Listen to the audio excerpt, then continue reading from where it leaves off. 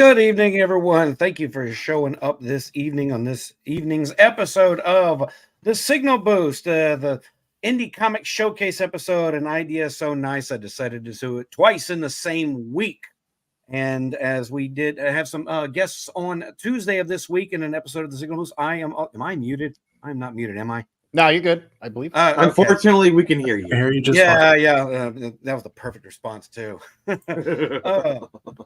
We had some people who were busy on Tuesday, some people were busy on Thursday, so we've got a different crew here over on the Thursday side. Some folks who have some comics have been working in indie comics for a little bit, and they have some stuff to showcase, but also impart some wisdom, some ideas, just from being in and around indie comics for over the last few years. It's growing not just as a creative space, but also as a bit of a business. And some of us got a good mind for creating stuff. Some of us don't always have a good mind for, the business end of things and putting all this stuff together and building a good brand. But we're going to see if we can bring that up in some topics this evening. I'm John A. Douglas, the author of The Black Crown and the Age of Adventures. I don't have a comic yet, working on it. Hopefully when I do, it'll be nice. And real quick, before we get started, I introduce my guests. We're going to say hello to the chat. Right now, we are simul streaming on YouTube and X and over on Rumble. If you could do me a favor, go over to Rumble, give me a like and a comment and a follow. All the good things over there. We're trying to build really big on Rumble. They're doing really big things, and we're trying to grow in that space. It's not a great space for comics and books just yet, but every little bit that I do to build over there is something I'm going to try. Yes, very much so. They're already encroaching into the gaming spaces and kind of taking that away from Twitch in a bit of a big way. Oh, they've signed a lot of a lot of politics over there. If that's your thing, you can. It's a politics buffet over there. But that's not always going to build a brand. Politics is not always going to build a brand. We saw that with Parler, if you were around for that nonsense. Yeah. A lot of what builds is the hobbies, the culture. Mom and dad coming and posting videos of their kids and their cats and, shit like that. Because, that's what gets normies in on these spaces. So the more normie, geeky kind of content that we have over there, that's why I'm trying to build over there. And, admittedly, the big geek voices over on Rumble are the ones who are already big on YouTube. But see, the thing that people are. Sorry, I was talking. Go ahead. The thing that people are kind of catching on to slowly is authenticity. Relatability is the meta of the day. We've had a decade of fakeness. We've had a decade of the fake influencers all over like Instagram, Twitter, TikTok, and we're done with it. We people want realness. We want authenticity. They want someone to be like, oh, this is my dog and adorable. They get invested into that kind of stuff, and that's what people want nowadays. And the pandemic just like hastened it. Like, what do you guys think? Yeah, you see a lot of and I took a 10-year hiatus from music, and when I got back in about 5 years ago, I was still pretty heavily into politics. I was a libertarian for like 18 years, and I've actually scored a lot of the big libertarian podcast intros. That's how I got back into music, was doing podcast intros for a lot of that, a lot of those guys. And even I just got sick of it like 2 years ago, and COVID hit and it blew up, and you saw families just not being families with each other, wishing to throw people in jail because, you wouldn't wear something over your face. I'm just like, you know what? I'm going to take a step back from all this and get into something a little bit more positive. Yeah, all right. Thanks for filling in, guys. My son's calling me. He just started technical school, and I'm proud of him. But he's wanting to call me and chit chat about it. He's like, oh, "Why are you both live streaming?" My wife's live streaming on her Rumble channel. I'm like, "Come on, man, go back to class." All right. So real quick, let me say hello to the chat and everyone who is here. Mr. Hermit P. Hunter, the Lore Forge. Hello, over from X. Gotron Switch Dump is over. Thank you, sir, for dropping in. A fellow indie author and comic creator, B.A. Turner of Vigilantes Creed. Andrew Campbell over from where's he at? What's that dangerous land where everything tries to kill you? Right, Australia. Right. And down there, the Phoenix Press. Sir, you are double dipping a little bit. Daniel Evans, it says, sup. Good to see you, and Mr. Theo from Create TV, who's right Oh, next. someone else is double dipping. Yeah. Mr. JVP Music, who is also double dipping. A threesome. Sage Torres, thank you for dropping in. Ghost Cat, good to see you. Christopher D. Brand says, hello, hello, hello. Good to see you, sir. Godfo Universe says, what's up, Theo Kings? Johnny Ortiz is dropping in. Yeah, we're simul streaming on Nick's channel and Theo's channel. Lugs, how do you say it? Lugsberg. Yeah, he's a good guy. Yeah, he is. I've been following him for a minute. Met him through Anime, if I'm not mistaken. Justin Zarzinski, hello. Good to see you this evening. Everybody, thank you for showing up. Justin. And, my guests this evening are some indie comic creators who've already put in their stamp in the indie comics world, and thought having a conversation with these folks might bring a little bit of enlightenment, and see if we can get some interesting conversations going. First, of Create TV, the creator versus Mr. Theo Kings. Well, I'm definitely the newest out of all of you. I've been creating comic books since I was about 11 years old, and this one in particular, the one I've been working on, is one that my brother put in a lot of work on. My brother would join us on a stream, but he hates streaming. It's not his thing. It's not everyone's bag. I mean, no one really. I mean, personally, I don't really like it, but I like interacting with people when I can. And right now, without a car, it's very few people I can interact with aside from going to the park and basic places.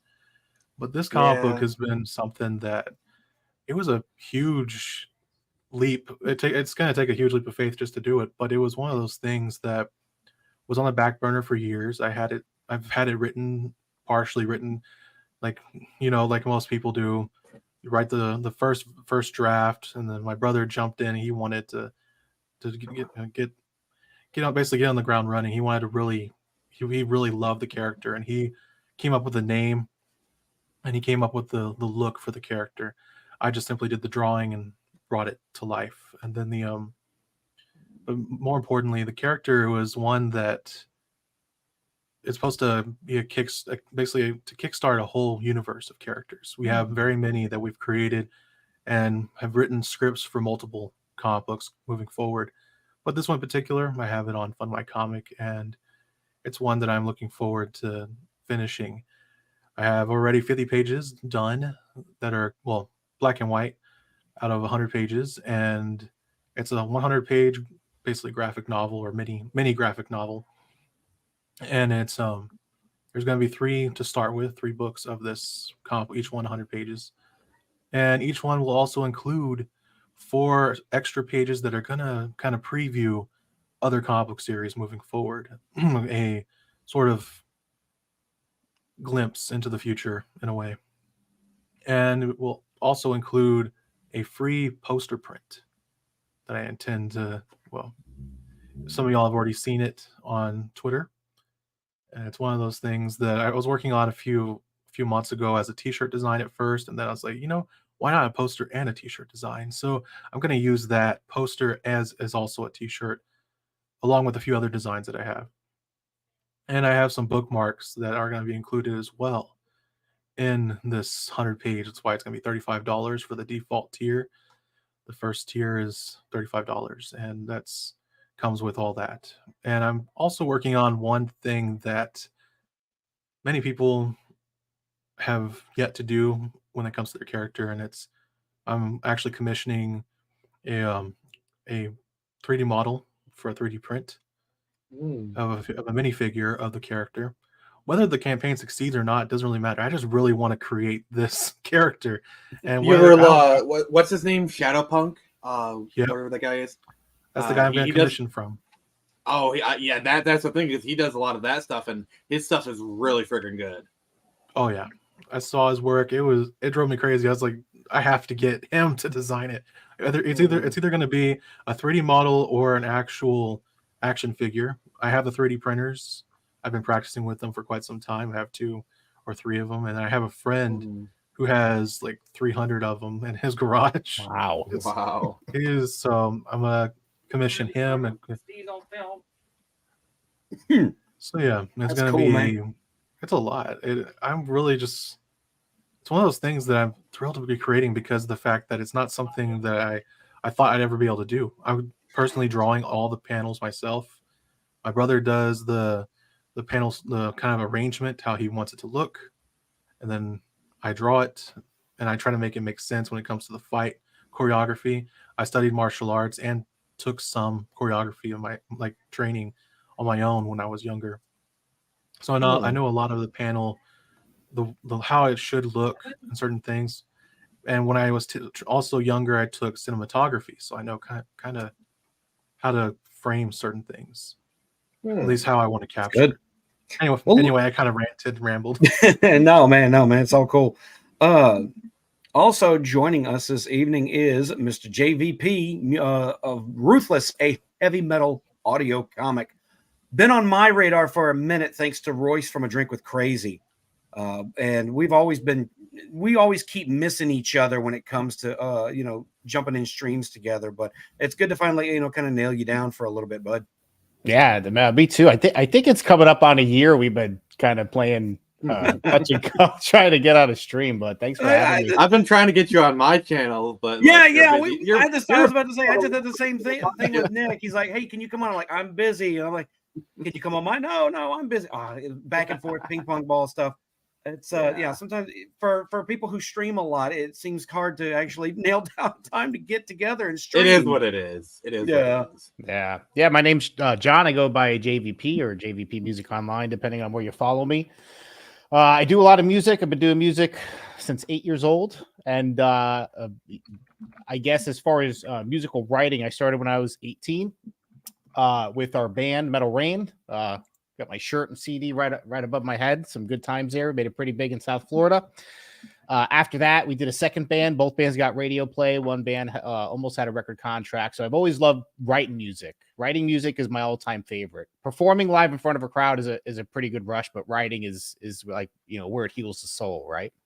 Mm-hmm. And after that, I took a little break from music, about a decade. Got back into it about 5 years ago. Did some crazy projects. Done a lot of trailers, intros for podcasts. And then me and my brother, who used to be my front man, got into scoring audiobooks. So we created our own to score audiobooks. And those weren't too successful as far as views, but that kind of led us to this project that we're doing now called Ruthless, where we add the art element. We put it in video format. We release it for free on YouTube. And it's really something kind of unique. I know there's a lot of motion comics out there, but we score both the music and the narration pretty tight, along with how it goes to the art. And it's almost like watching a movie, but instead of like video, you're looking at still pictures with a little bit of movement. So that's cool, man. The marriage of heavy metal and comic books has long been running. And sometimes it works and sometimes it doesn't, but you can never go wrong with having heavy metal infused into it as well. It's just one of those things like chocolate and peanut butter, or peanut butter and chocolate, or pineapple and pizza. It just goes together. It's perfect. That's heresy in some places. I thought that might kick up a smile or two. You're playing a dangerous game, brother. I know you're talking to an Italian American, John. I'm not too keen on the pineapple on pizza. Hey, what they want. I might have known that. I'd have played the Italian intro I had ready. I'll have to just get all you Italian guys on one stream together. I've got to know like 3 or 4 of them, like Cannoli Sasquatch and Copa Catania. Just get all the Italians in one stream. It feels like you're setting up a hit, John, to be honest with you. Get us all in one place. It'd be easy if you're ever going to have an Irish First of all, lower your voice. Oh, sorry. If you're ever going to have an Irish stream, I can participate because I'm Irish heritage. But other than that, I'm just a mutt. Well, speaking of which, we'll go ahead and introduce our final guest this evening, Mr. Nick Phoenix of the Phoenix Press, who has been producing comics for how long? You been doing this now, Nick? It depends on how you want to define it. Because I first checked up with an independent comic company in like 2008. But I didn't really release my first comic till about 2018, and then I formed the Phoenix Press in like 2019. So I guess I tend to like mark my start from like my first Kickstarter, which was like back in 2020 under the Phoenix Press. That's kind of like my first like where I really started, in my opinion. Because like I released Project Access in the first version in like 2018. It really didn't do much. I honestly didn't know what I was doing back then. Even when I did the Kickstarter in 2020, I still didn't know what I was doing. I just got lucky. But like I've been learning, growing. Every year I get better. Every year I do more things. I released Turned Samurai.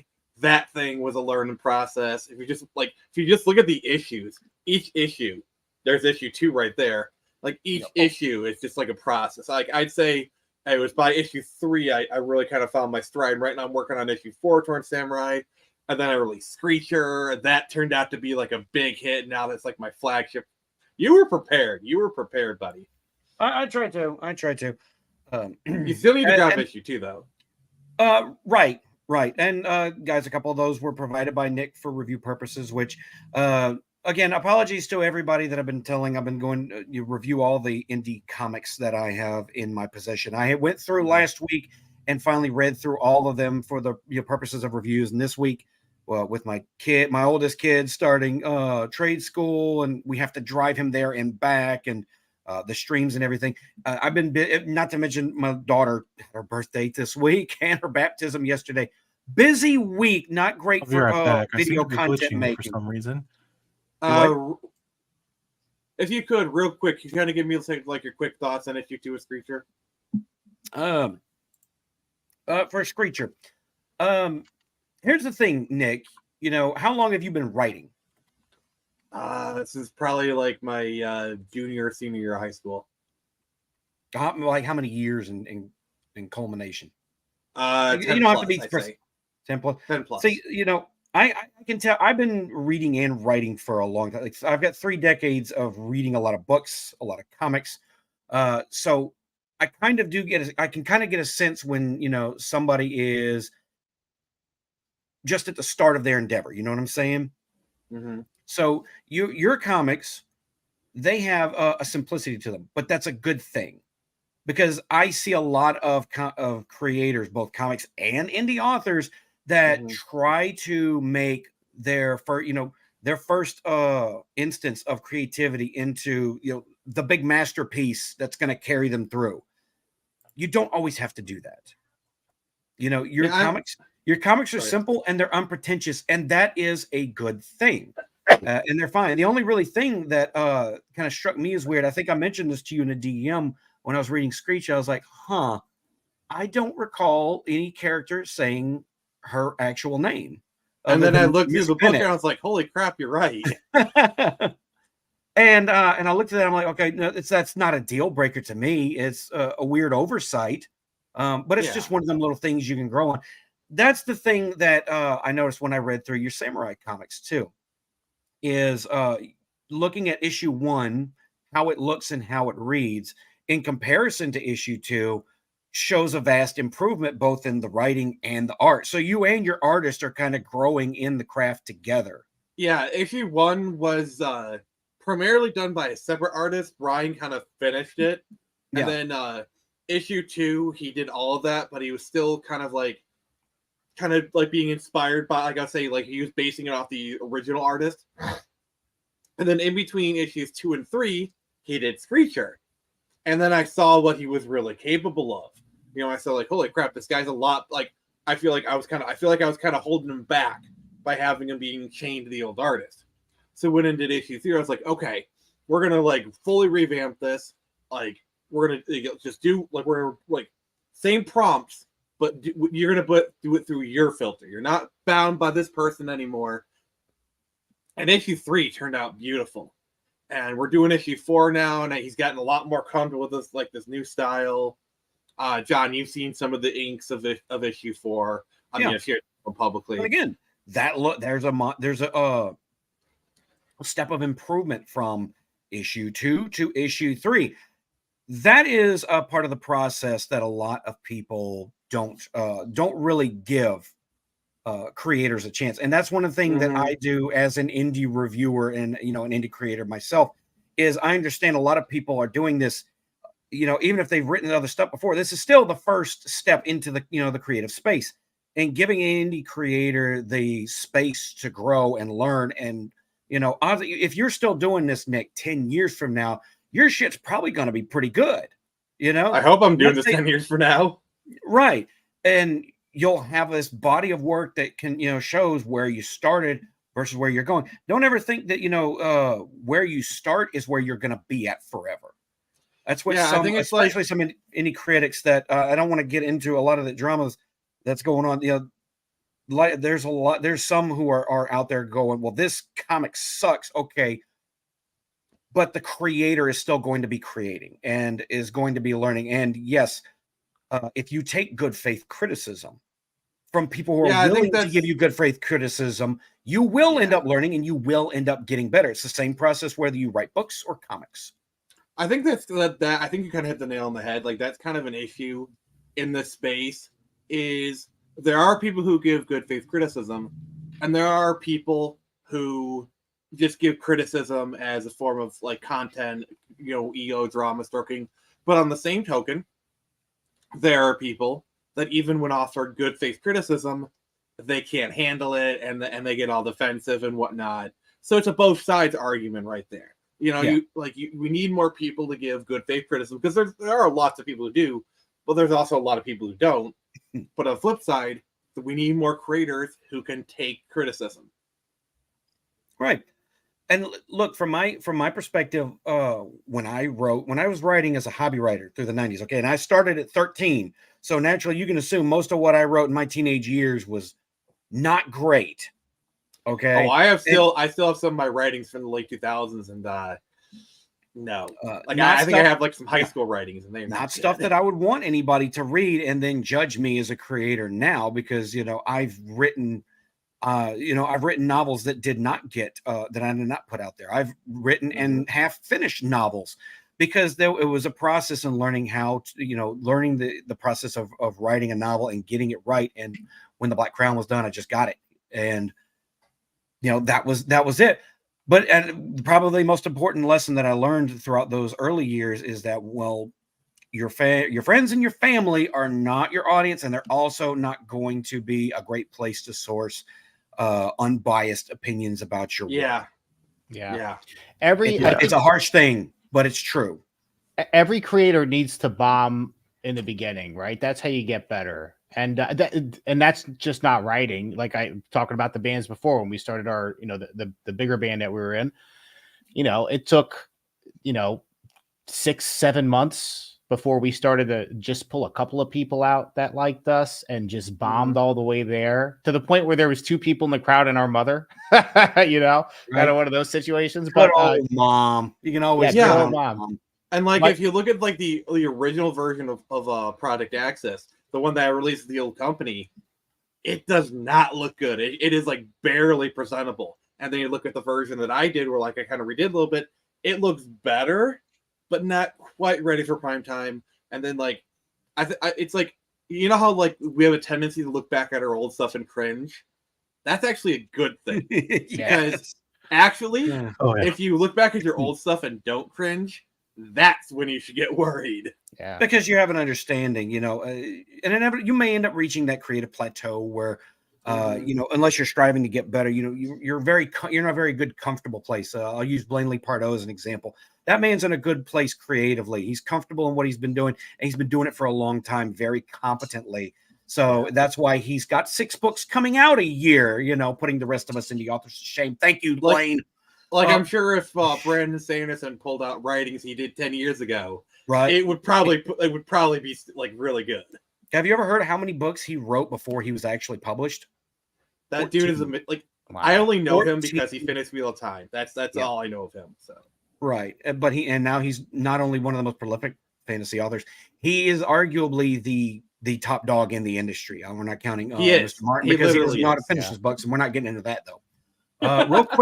Real quick, over in the chat, Hail the Lord is here. He says he's doing his part to help creatives give constructive, good faith criticism. He's trying to do that through his channel, and he's trying to grow as an indie reviewer. And indie reviewers, guys, are important as well. Can I make a prediction? We like them.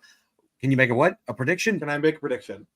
Go ahead. So after George R. R. Martin dies and Winds of Winter is still not finished, they're going to hire Brandon Sanderson, and he's going to finish Winds of Winter.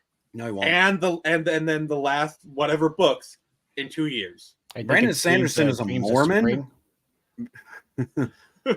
Brandon Sanderson's a Mormon. He's a very moralistic person, and I don't think he would be going into the content that George R. R. Martin wrote. Fair enough. I'm just like I think he did a good job with finishing the Wheel of Time. Like I think he was the perfect person to finish that because he came in it with like the right intentions. Like when he likened himself to like the violent apprentice, finishing the books is like, okay, this guy's going in with the right headset. Like, and so yeah, I think he did a great job finishing the Wheel of Time. It helps. He was a big fan of the series. Hey, when you get the right people, you get a really good product. Nix Chan is showing up over here. Good to see you, Nix. Master Swag King says, I'm black. Give me money. No, sir. No reparations on this show. Guys, give me money so I can not give it to him. Give him money. No, give me money. Give me money. I'm poor. Money. RJ Williams says, hail nerds. Hero Darky Dark, who was with me on Tuesday's show, says good faith criticism is required to keep us in check. And I very much agree. Congrats on the Kickstarter, Hero Dark. He got funded. Yeah, man, that was awesome. That looks great. And I am looking forward to reading that. That was man, that art was banging too. K-Pop Junkie, thank you for dropping in. Good to see you. K-Pop's the best. So whose project have we not covered just yet? Who has something good to share? And the crowd goes silent. No, I'm laughing. I'm laughing at MSK. He bought next book. Oh, come on, man. That'd be nice. I swear he's trolling. And if he's not, that's his opinion, and he's, Well, what about you, JVP? You shared earlier the link for the audio comic that you have. Sure, yeah, we can get into it. Do you want to do issue 1 or issue 2? I would say issue 2. Issue 1 was speaking of when you can realize when somebody's a new writer. Issue 1 was actually the first time I've ever written anything story-wise. And I did have my brother to lean on. He's got a lot more experience writing than me, but we really found our stride in issue 2. We went back when we started and just implemented all these new checks and balances in the beginning to really have every scene kind of grasp you. So I would go straight to issue 2. There's a recap at the beginning, so it catches you up with the story beats. And the intro is just a good character building scene to get you from 0 to 120. All right. How long should we play this for? Well, it's up to you. If you want to include the recap, it's 0 to 3 minutes. If you want to just go straight to the opening scene, it's 103 to 3 minutes. So that would be a little under 2 minutes. If you do that, just some quick setup in the first issue. If you haven't seen Ruthless, the protagonist's name is Ash. He's away on a business trip in Chicago. And this event called The Short wipes out all electricity on the planet. Kind of a mysterious event. And part of issue 1 is Ash traveling home. He gets home in South Florida. So like there's this year process of him, getting lost, almost getting killed, gets home, finds his family missing. Once he finds his family missing, he's kind of down in the dumps, becomes inspired to build a guitar weapon to find his family with. And that guitar weapon is called Shredder. And then to end the issue 1, there's a random encounter where Ash saves a young boy named Eddie, and it kind of becomes his caretaker. And that's where this one picks up. All right. Let me get this started. If you guys, if there's no sound or anything, or I do something stupid, which is very likely, y'all let me know. Y'all can see all this at the moment? Mm-hmm. Yeah. All right. And unmute. That would help. All right, guys, here we go. Is this going to get me copyright struck? It's all my original music. It shouldn't. All right. So you're giving him permission. Absolutely. Yes, your permission. That's not going to stop YouTube from messing things up, though. Yeah. Right, here we go. If they hit you, just let me know. I can provide the stat. You'll get it cleared. I haven't made them mad just yet. Well, we'll see. There's still time. Last time on Ruthless. The story introduces Ash, who experiences a catastrophic event called The Short, which wipes out all electricity on the planet. After a long journey home, Ash discovers his family is missing, so he builds a weapon to find them. After a random encounter, Ash comes into the care of a teen boy named Eddie. What's Ash gonna do with all of these problems? Find out on the next issue of Ruthless! I have to pause right there because I don't want too many of the audiences have their faces melted, right? That is Heavy so metal's a metal. very Hopefully not. heavy metal's a powerful force. You have to be careful with it.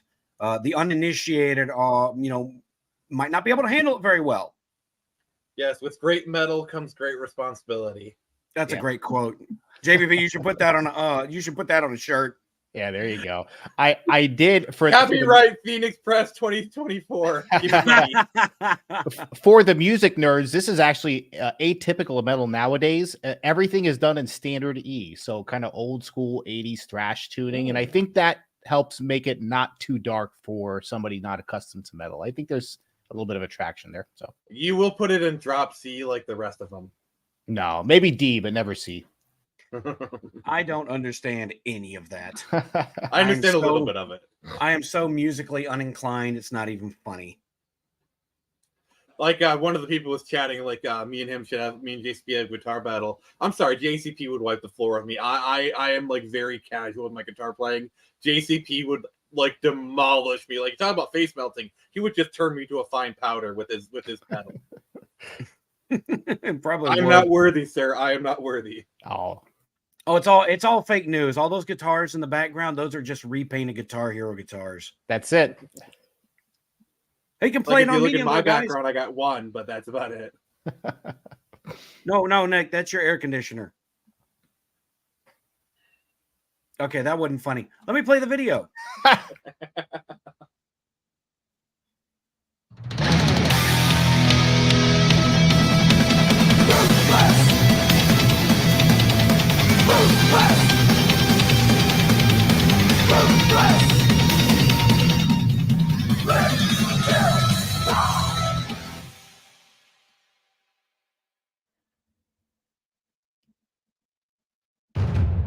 All right, kid. Remember what I told you. When you decide to act, you go all in. Give it everything you got. Now, go get us some lunch. I took the kid out hunting today. Sounds We like need to Robot the eat. Krusty He Krab. needs to learn how to survive. And I can pick up a few things along the way. Okay, Eddie. Now's the time. Go. Go, kid. Eddie. Come on. Go! The kid hesitates. Eddie, I know what you're feeling, but there are things that gotta die. Don't That voice actor is having the time of his life. Yeah, That that's is such a great quote. There are things that just gotta die. I'm sorry. I know Die, that's not monster, intended in a you- funny manner. It's just the delivery kind of got me, JVP. Yeah, Oh, that no, voice actor's having fun. we really, and the voice actor's my brother, that former heavy metal frontman. He's done a lot of great voice acting on other projects, and he's the co-writer. So, we work very closely. But yeah, it is meant to be serious and with levity and over the top, like professional wrestling. It's really meant to be Oh, yeah. presented as, hey, here's Heavy the metal version of wrestling professional comic. wrestling, basically. I mean, why not? How much further are we going with this? I would say go to 3, just past that 3. opening scene, and you'll be good. Okay. hate it. Don't love it. Use it. It gets better. Let it focus you. Cause that's what it means to be a man. And that's what you are now. So go kill that fucking thing. I think some virgins just got deflowered.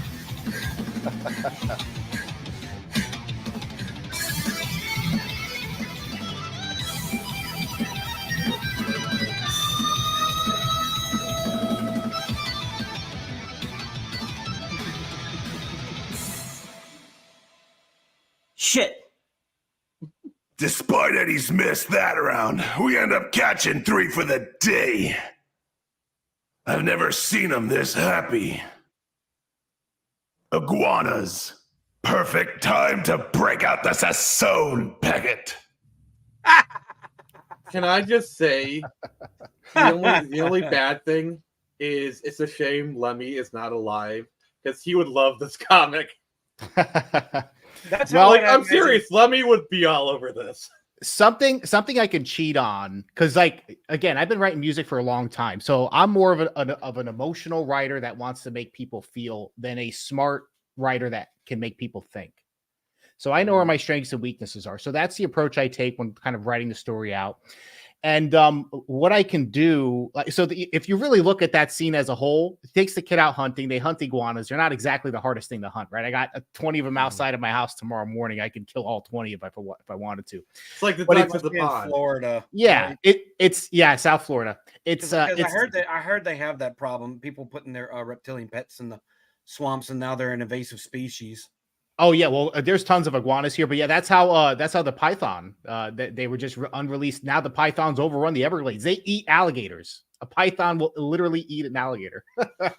But what I can do for this stupid little scene where they're hunting iguanas, there's not a lot of stakes at it. It's a little bit like a father-son type relationship we're trying to build between Ash and Eddie.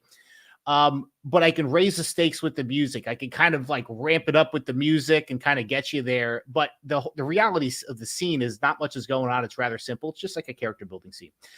And as we go more and more into the story and ramp up the stakes with the plot, that will help escalate it. And I can kind of cheat and get you there with the music in the beginning when we're building everything. So I think I have an advantage from that perspective. You definitely got a different voice than a lot of other comic creators are putting out there, because not everyone. Sometimes, especially in the corporal comics, they get so hyper focused on doing the same things over and over again.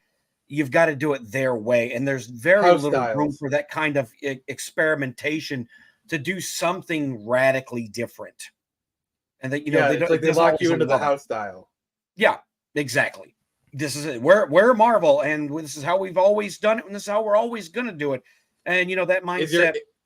It's like almost unless killed you're a big WWE. name artist, they Yeah. force you into the pigeonhole. Yeah.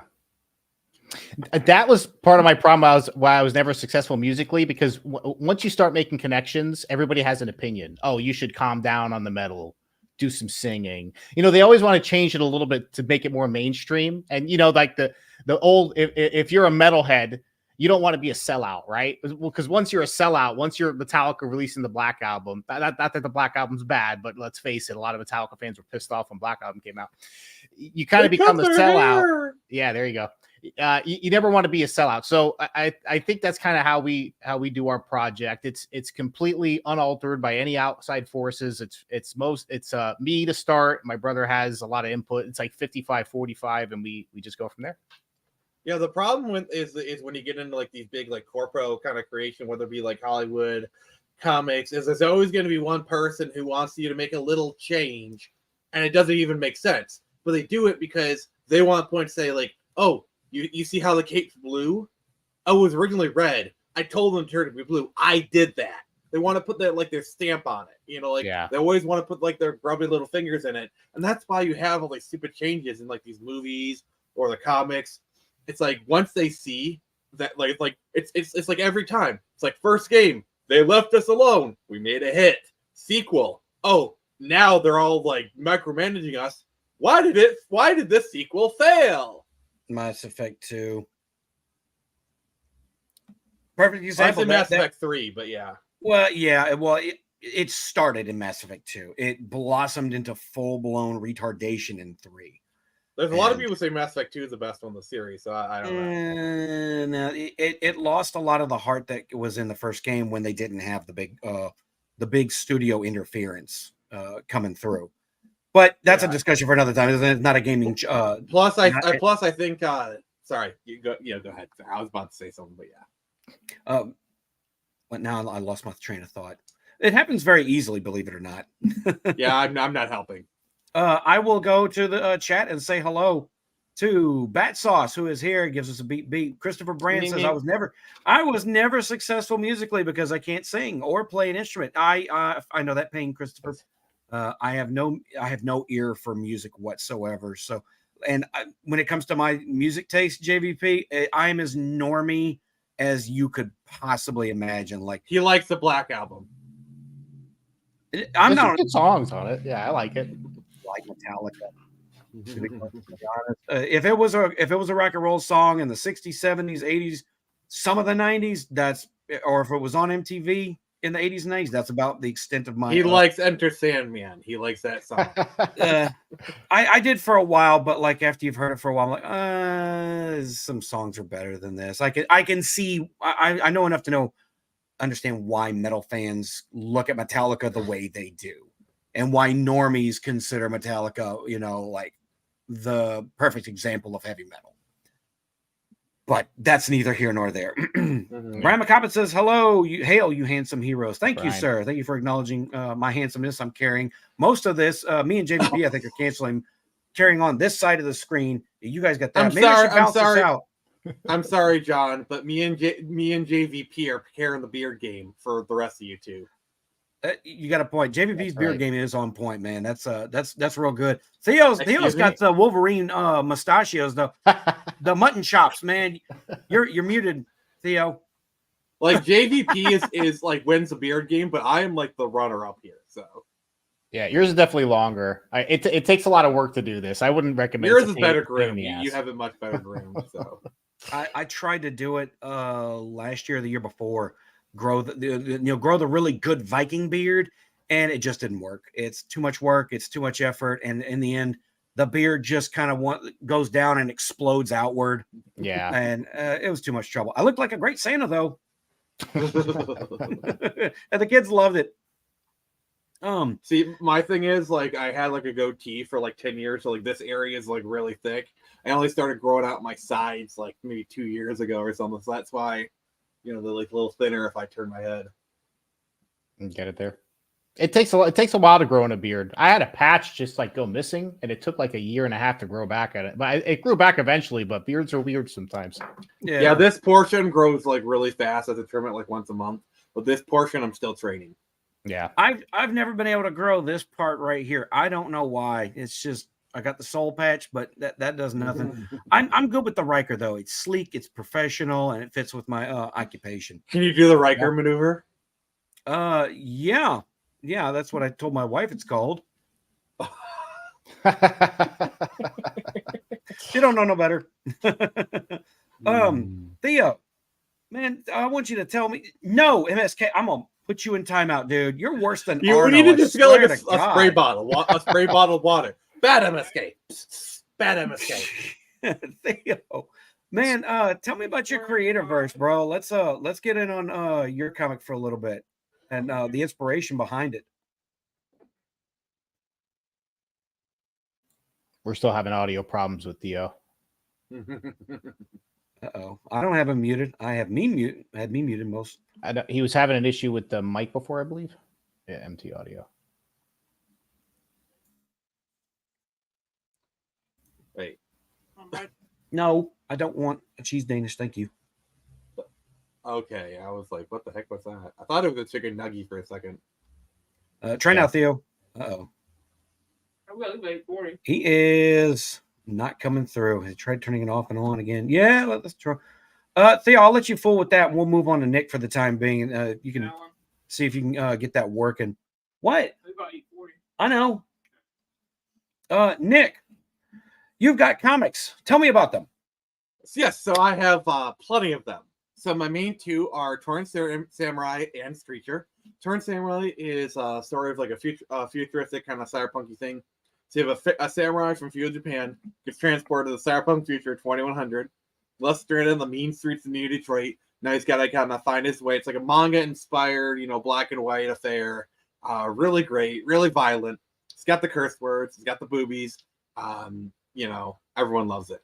And then my other one, my main one, is Screecher, which is the story of a young lady named Avery Fletcher. Comes back to her hometown. Sorry, MSK is being distracting. She comes back to her hometown of Ann Arbor, Michigan after 7 years away. Her father being jailed for a crime he did not commit. And now she must kind of wing the vendor Screecher in order to try and clear his name. He's trying to save him from the clutches of the Eden Pharmaceuticals CEO, Kathleen Johnson.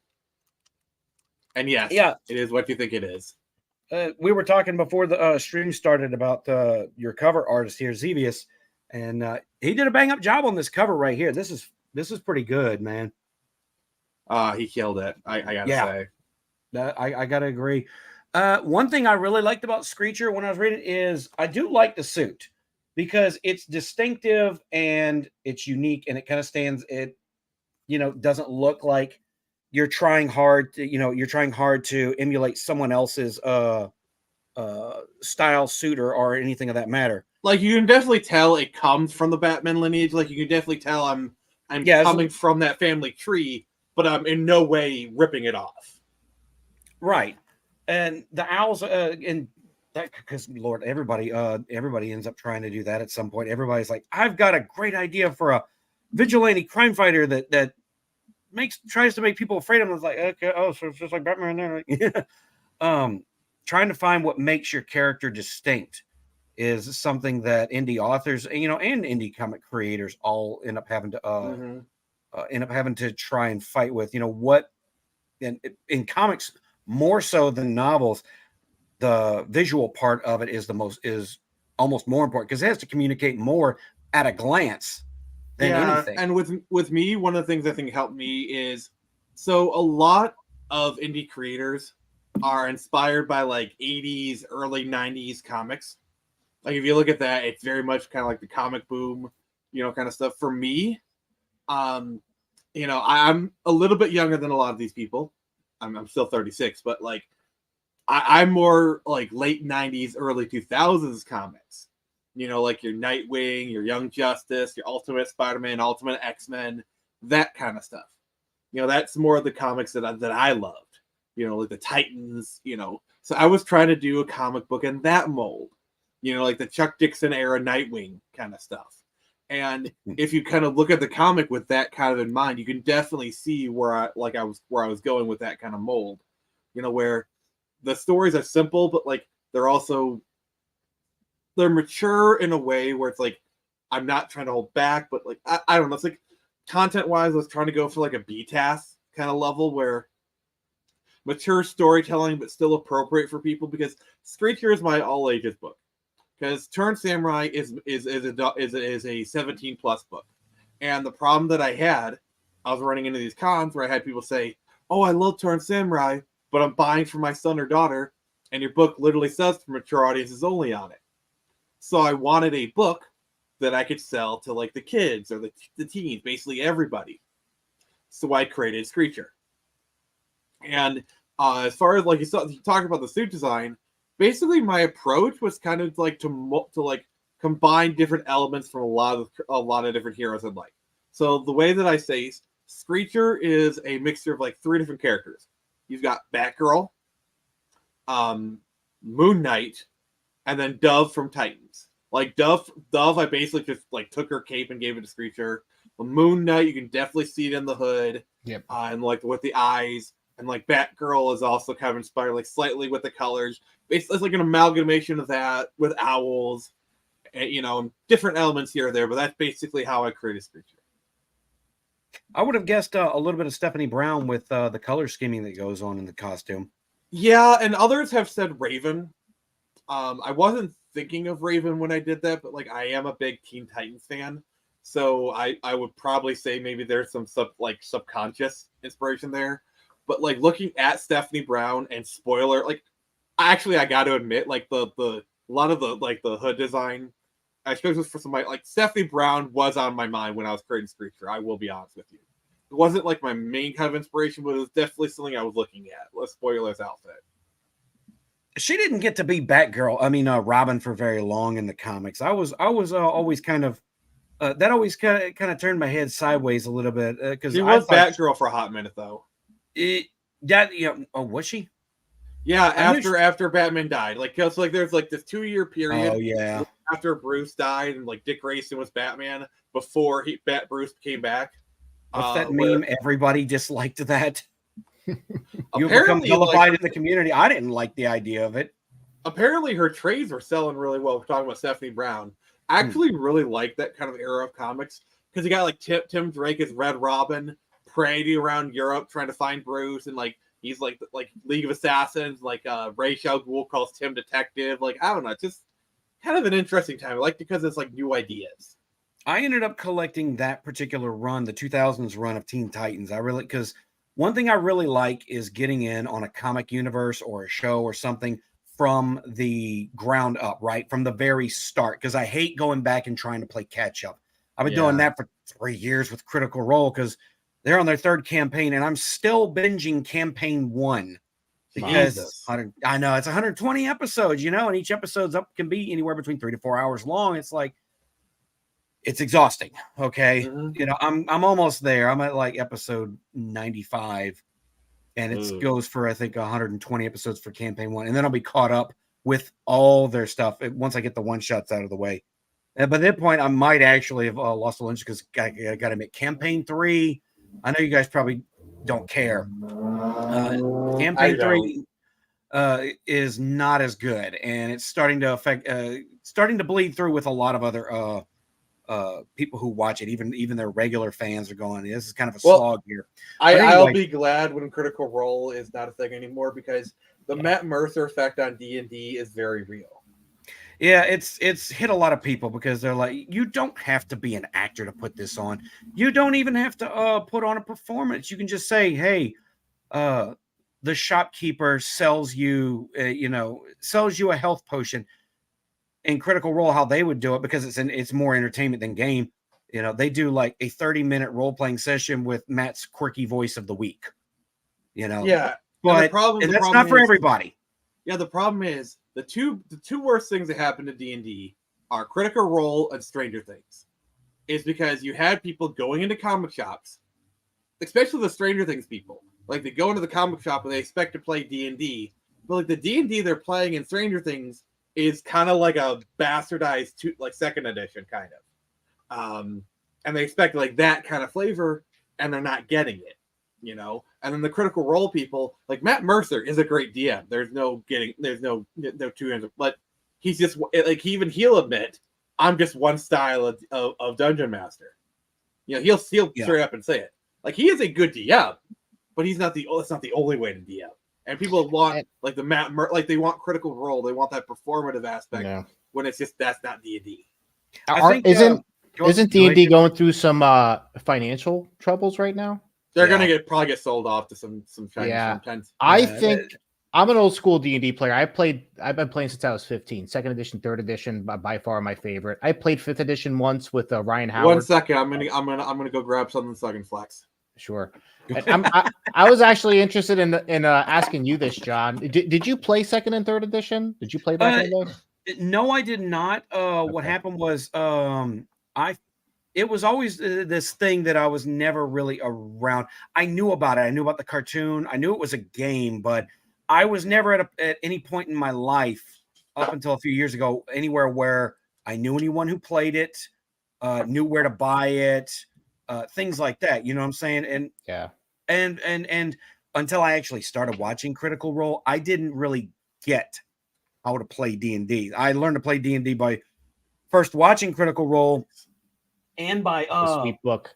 This is the reprint, mind you, but still, it's pretty cool. That's a sweet book, yeah. It is pretty cool. By the way, I bought this new. I am the original owner of this, by the way. Oh, nice. I bought this when it came out for $35. Jeez. I got the same that's one. a great condition. Actually, hold up. You know what? See, here's the thing. I actually played in a 1st edition campaign back in the 2010s for 2 or 3 years. So most of my D&D experience is actually with 1st edition. I had a fighter named Galen, and we died in White Plume Mountain. The story I'm about to tell. So, okay, I'm going to tell a story of how we died. And I think, so we were facing the crab. And you know how it has that field with the boiling water? And so we had an illusionist with javelins. And I think some of you guys can already kind of tell where this is going. And so the illusionist threw his javelin, missed. And then it hit the force field. So basically the DM had to make a saving throw. And its force field popped. He made a saving throw. You know what the illusionist did when it was his go around again? He threw another javelin. And he missed. And the DM rolled and he just said, You're all dead. That was my first TPK. My fighter died in boiling acid. This fighter had faced a dragon, got his arm cut off because I had an amulet regeneration and grew back. Like, I'd gone to Ravenloft for a one-shot Halloween campaign, and I'd fought Lord Ravenloft and won. I had gone to the Isle of Dread and won an army, and I died to a giant enemy crab, and I never got to attack its weak point for massive damage. Sorry, the joke had to be said. JVP, you have a favorite story playing D&D? Yeah. I think it was when I was 16. I started playing with my cousins. My cousins all played D&D, so we were already like tight, and we played to have fun. So we had a group of about 5 people. It was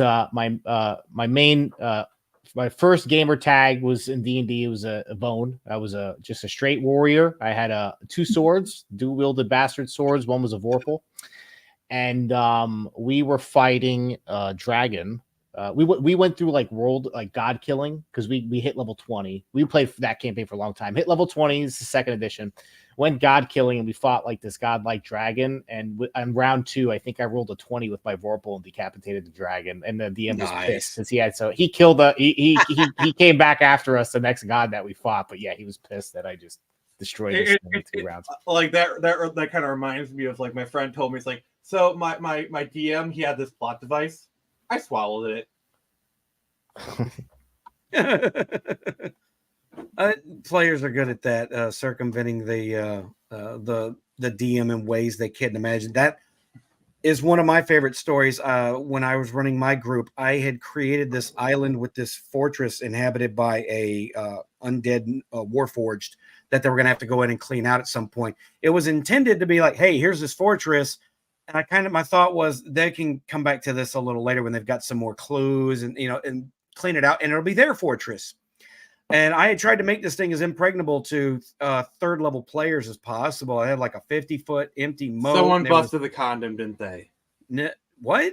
No. You said it was impregnable. Oh, my bad. They couldn't get in through the front door without the magic seal. They would have had to have found the necromancer. Did they have to go to the back door? Wizard's tower. Huh? They have to go to the back door? There was a secret entrance, but they did not go down into the 50-foot deep empty moat to find it. The walls were 50 feet high. The walls were sheer. There was no way for them to like try and climb onto this. It would have been impossible. And no ropes of climbing? Nope. You know what they did? What? They chopped down trees and made a 50-foot ladder.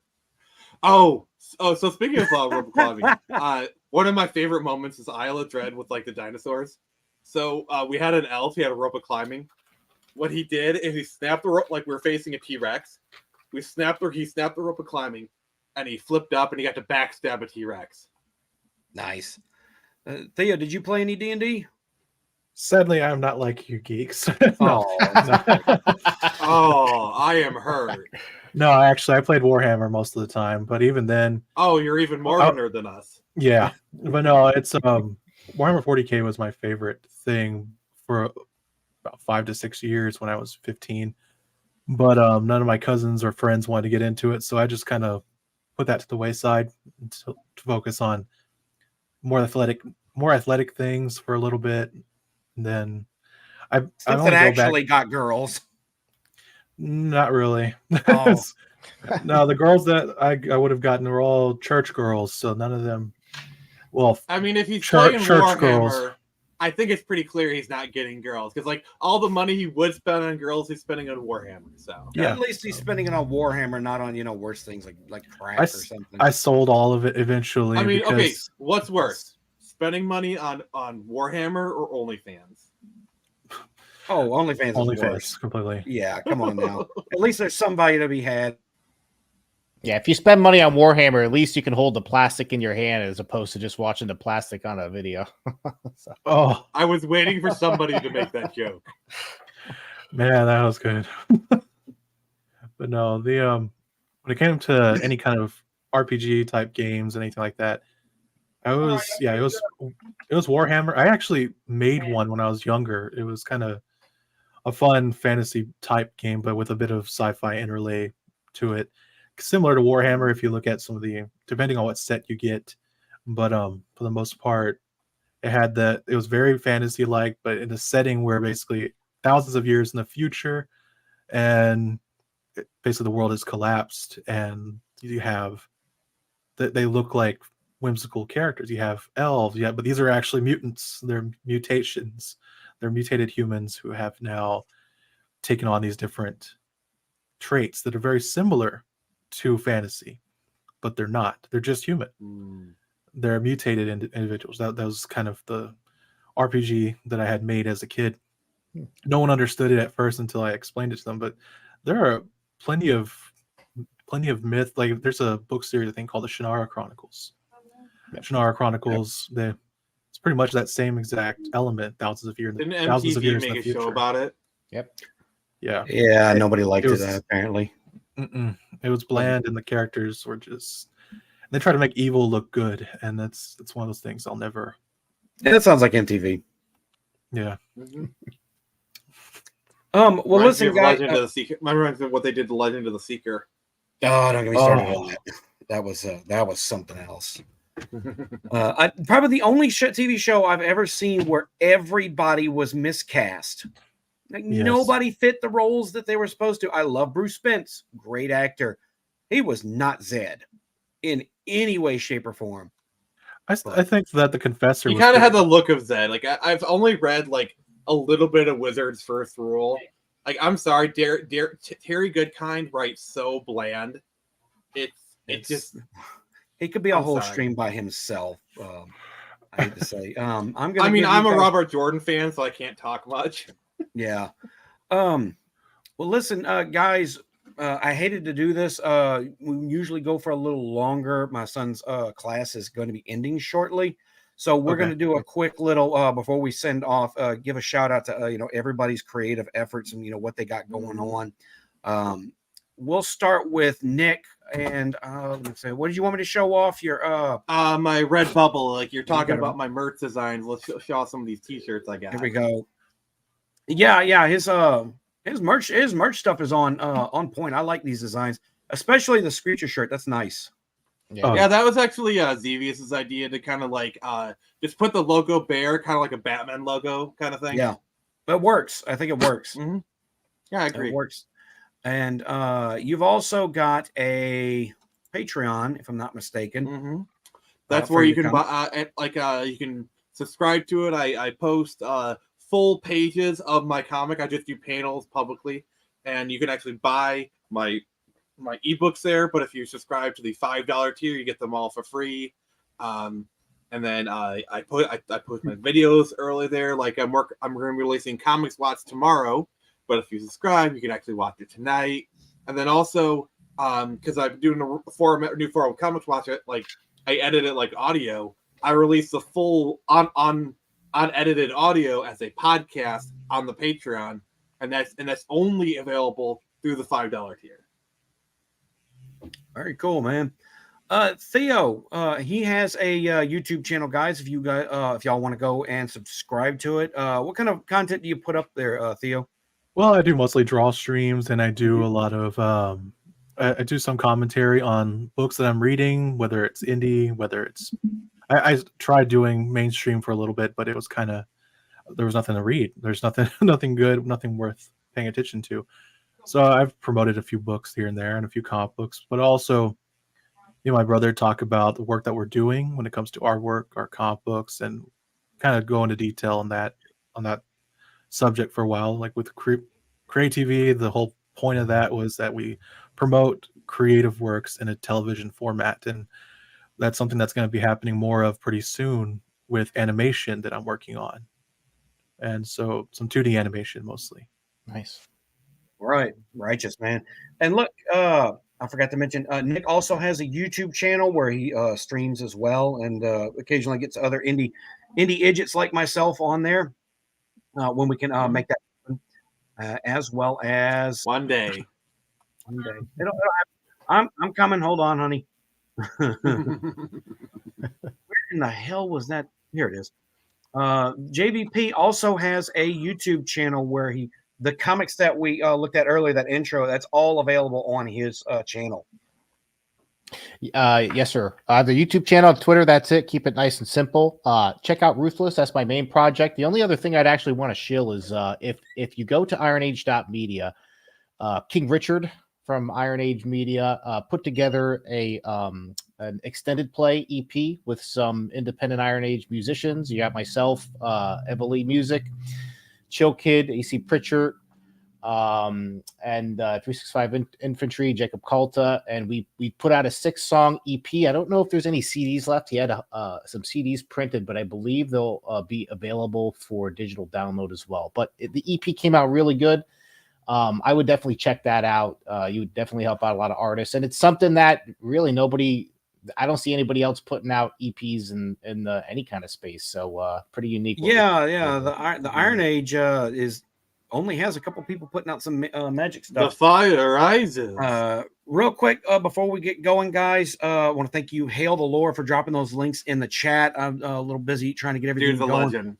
Yeah, Lawrence LG Gilmer, dude, thanks for showing up. Oh, unfortunately, we're about to end this because my kid's class is ending early. He's just started, so like he's not in full-fledged class. I'll have a little more time to stream later in the evenings once he gets settled into full thing. He's still in the orientation process, if y'all know what I'm saying. And real quick, I want to thank to Lance Corporal Hawk for the 99-cent super chat and MSK for the $2 super sticker.